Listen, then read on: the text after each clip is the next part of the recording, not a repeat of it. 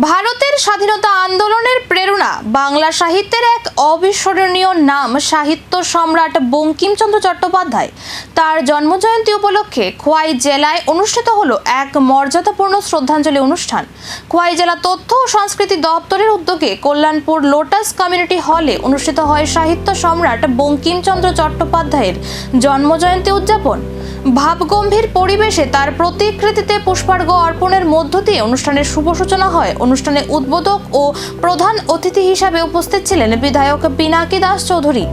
এছাড়াও উপস্থিত ছিলেন তেলিয়ামুড়া মহকুমার পরিষদের চেয়ারপারসন রূপক সরকার, আত্মা কমিটির চেয়ারম্যান নিতাই বল, কল্যাণপুর দ্বাদশ শ্রেণী বিদ্যালয়ের অধ্যক্ষা অঞ্জনা দেববর্মা, খোয়াই জেলা তথ্য ও সংস্কৃতি দপ্তরের যুগ্ম অধিকর্তা দিলীপ কুমার দেববর্মা সহ বিশিষ্ট অতিথিরা। সভাপতিত্ব করেন কল্যাণপুর পঞ্চায়েত সমিতির চেয়ারম্যান সমন গোপ।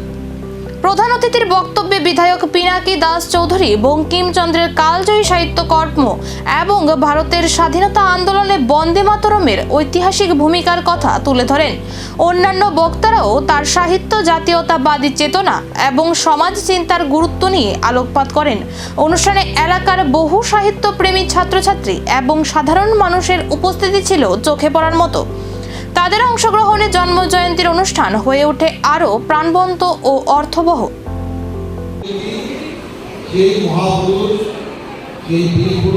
আমাদের ভারত মায়ের এটা গর্বের সঙ্গে বলতে পারি।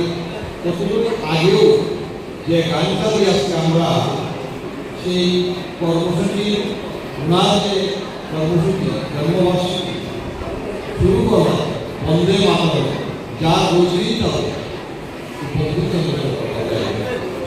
এবং খুব বেশি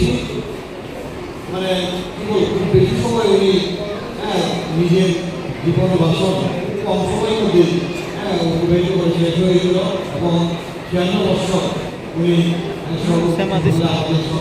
দিয়েছিলেন এবং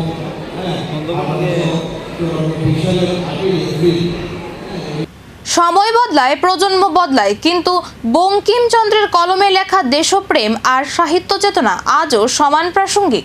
সেই আদর্শকে নতুন প্রজন্মের কাছে পৌঁছে দিতেই এমন উদ্যোগ, এমনটাই মনে করছেন উপস্থিত অতিথি ও সাহিত্যপ্রেমীরা।